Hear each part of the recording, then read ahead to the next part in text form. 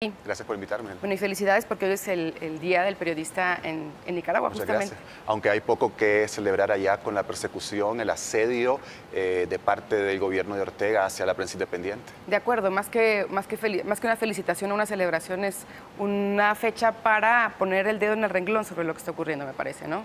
Sí, porque también para destacar la valentía de los periodistas nicaragüenses, a pesar de toda esta violencia que se ha desatado desde el Estado y que dirige la primera dama, vicepresidenta y esposa Sí. de Ortega, Rosario Murillo, demuestra que el esfuerzo de los periodistas por seguir informando tanto al nivel interno en Nicaragua como al mundo sobre lo que ha pasado en este país centroamericano. Es decir, estamos hablando de la peor matanza que se ha vivido en Nicaragua en tiempos de paz, desde que terminó la guerra civil en los años 80, a finales de los años 80. Desde luego es un trabajo fundamental el que hacen desde el periodismo. Platícame, vamos por partes si quieres, ¿cómo va este proceso de diálogo que recién comenzó?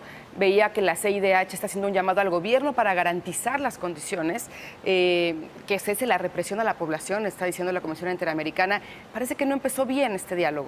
No empezó bien, lleva 3 días ya de negociaciones, comenzó este miércoles, hoy se pararon por el fin de semana las negociaciones, la mesa de diálogo como se le llama. Hay una intransigencia del gobierno de Daniel Ortega frente a una exigencia de la oposición, en este caso la Alianza Cívica, que es la organización encargada de negociar con los delegados del Ejecutivo Sandinista.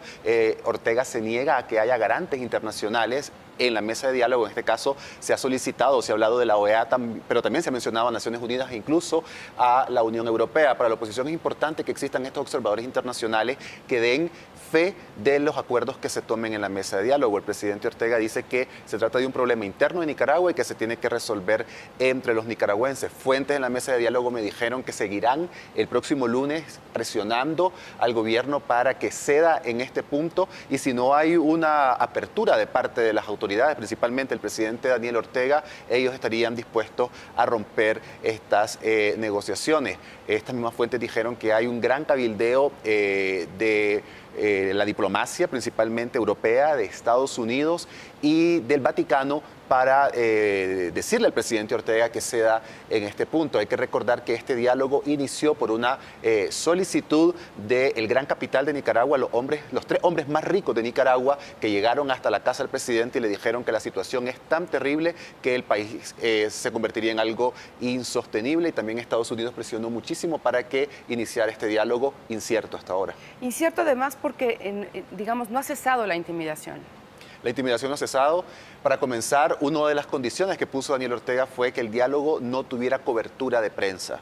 Los medios de comunicación no tenemos acceso a lo que se está discutiendo ahí, y además el gobierno exigió a los miembros de la oposición, de la Alianza Cívica en este caso, que no podían dar declaraciones sobre lo que se estaba discutiendo dentro. Hay 12 puntos que todavía no se sabe cuáles son con exactitud. Si sabemos que uno es de los garantes, porque claro, hay información que sí se puede filtrar a través de fuentes anónimas, confiables, que están dentro del proceso, pero Ortega liberó a 100 presos políticos, pero en realidad no es técnicamente no es una liberación. Lo que hubo fue el cambio de prisión a cárcel. Siguen siendo rehenes del régimen estas personas. Uno de ellos ya fue otra vez encarcelado.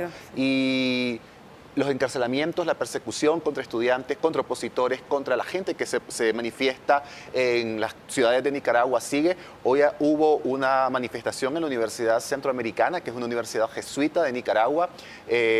La policía de Ortega no entró al recinto, pero sí atacó, sí intentó reprimir a los estudiantes, y resultó herida una corresponsal internacional, Tiffany Roberts, de la cadena Univisión, que recibió una bala de goma en las piernas mientras hacía la cobertura. Entonces, los periodistas, los opositores, la gente que se manifiesta sigue bajo asedio. Ortega no ha cumplido con una de las exigencias de la Iglesia, que ha sido hasta ahora la mediadora en este diálogo, que era cesar la represión. Ahora, Carlos, háblanos sobre Daniel Ortega, el personaje, y sobre lo que ha venido sucediendo en Nicaragua, es decir, ¿cómo llegamos a esta situación?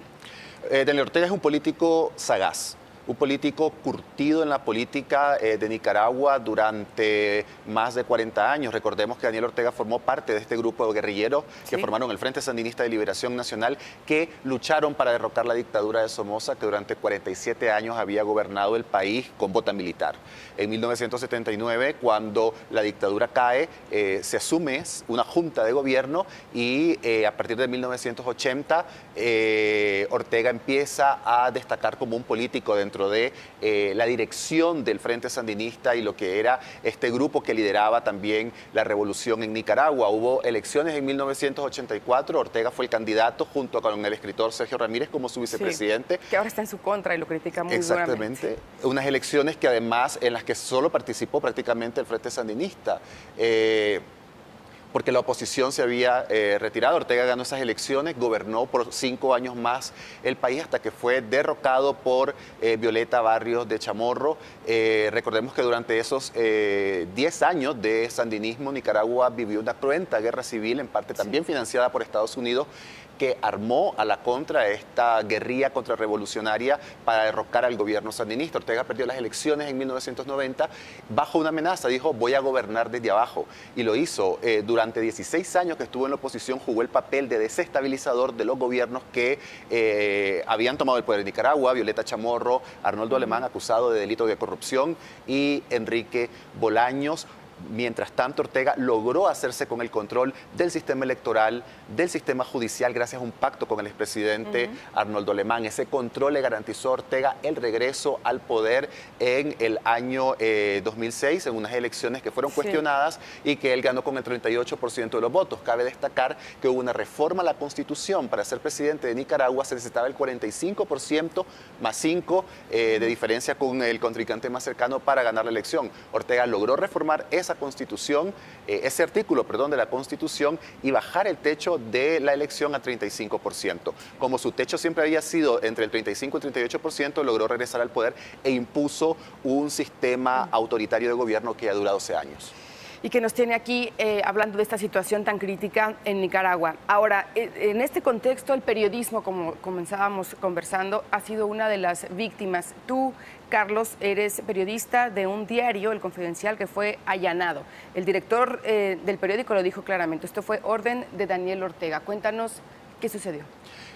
Bueno, sí, Confidencial es el medio de periodismo independiente, de periodismo de investigación, muy premiado en Nicaragua, con mucha confianza de parte de la audiencia. En diciembre, Daniel Ortega ordenó a la policía que asaltara la redacción, que confiscara la redacción. Se robaron todos los equipos. Nosotros hacíamos, además de Confidencial, la revista impresa, estábamos en web y teníamos 2 programas de televisión, uno de entrevistas que era de lunes a viernes, que yo lo conducía, y otro de periodismo de investigación que se producía, se transmitía los domingos. Asaltaron la redacción, se robaron todo, es un robo, el edificio está confiscado y los periodistas estamos exiliados. Carlos Fernando Chamorro, el director, que es el periodista posiblemente más reconocido de Nicaragua, ha tenido que huir hacia Costa Rica, donde está refugiado, y otros colegas míos también están en Estados Unidos y también en Costa Rica.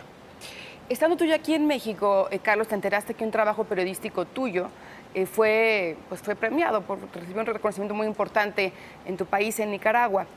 Vamos a ver un fragmento, si quieres, un pedacito, y lo conversamos. Tienen la voluntad de matar, voluntad que se ha hecho palpable por gente que dispara, por instituciones que no atienden a los heridos y que quieren que se mueran en la calle, y por instituciones que cuando ya los estudiantes o las personas que protestan están detenidas, les niegan la atención en salud. Esto es un combo de genocidio, de delitos de lesa humanidad que tendrán que ser investigados. María nos pidió que protejamos su identidad por razones de seguridad. Ella pertenecía al personal médico del Hospital Escuela Óscar Danilo Rosales en León. Ellos, la parte orteguista, los médicos y enfermeros que estaban a favor del régimen, se llegaban desde muy temprano a emergencias a tratar de bloquear las entradas de estos pacientes. Cuéntanos, Carlos, ¿de qué va este trabajo? Estos son médicos del sistema público de salud de Nicaragua que tuvieron que exiliarse en Costa Rica. Yo los fui a buscar porque había una denuncia muy dura de que las autoridades de salud, en este caso principalmente la ministra de Salud, Sonia Castro, decidió que en los hospitales públicos no se atendiera a los heridos durante las manifestaciones. Las manifestaciones comenzaron en abril como una respuesta a una imposición de Ortega, una reforma a la seguridad social que fue rechazada unánimemente por la población el 18 de abril y que luego se tradujeron en masivas manifestaciones que exigían el fin de 12 años de gobierno autoritario de Ortega. Se utilizaron francotiradores, eso está comprobado por una investigación de la Comisión Interamericana de Derechos Humanos para reprimir las manifestaciones. La mayoría de los primeros muertos, de esas decenas de muertos, murieron por balas en la cabeza, en el tórax, en el cuello. Por una intención de matar, como había tú lo una dices. intención de matar, exacto. Muchas de estas personas cuando estaban heridas eran trasladadas a los hospitales públicos y en los hospitales públicos les cerraban las puertas, no les permitían la atención médica. Una de las doctoras que entrevisté cuenta que en otros centros médicos cambiaban el suero por agua y también hay denuncias bastante fuertes de que muchos de los heridos fueron tirados en morgues y nunca se conoció su paradero. Hay un símbolo de esta lucha que se llama Álvaro Conrado, un niño de 15 años que murió en las cercanías de la Catedral de Managua por un disparo en la garganta y su frase de agonía era "me duele respirar", se convirtió en la frase de las manifestaciones en Nicaragua.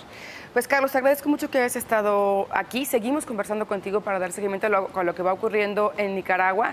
Y me despido de esta conversación contigo, dejando otro fragmento de este reportaje que tú hiciste. Y nuevamente, gracias por venir. Muchas gracias. Gracias, Carlos. Nos quedamos con esto y hacemos pausa. Una investigación publicada en Confidencial en el mes de mayo comprobó a través de tomografías de los fallecidos en el hospital Lenín Fonseca el uso de armas de alto calibre e impactos realizados por francotiradores.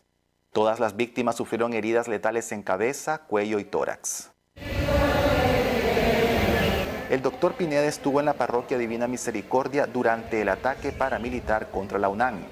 Ahí fue testigo de primera mano de esta estrategia mortal desplegada contra civiles desarmados.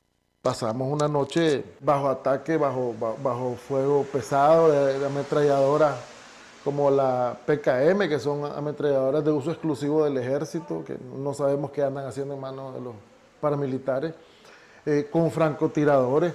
De hecho, ahí hubo 2 muertos y esos muchachos fueron asesinados por francotiradores especializados con fusiles especiales para eso, que fueron impactados los 2 en su cabeza con proyectiles de alto calibre, de alto impacto.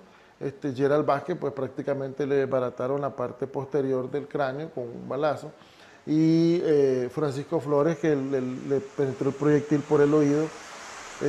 Son muchachos que murieron en manos de sicarios profesionales.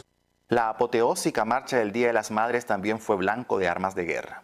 Yo estaba allí, yo atendí muchachos con disparos a la cabeza, disparos que venían desde una larga distancia, desde una posición más alta, una posición de ventaja, de privilegio, de tiradores especializados. Hermano, vino esto, nos están disparando, nos están volando plomas aquí al sector de la UNI, por favor. ¿Quiénes están disparando? Los de la Policía Nacional nos están disparando, ya van 4 heridos.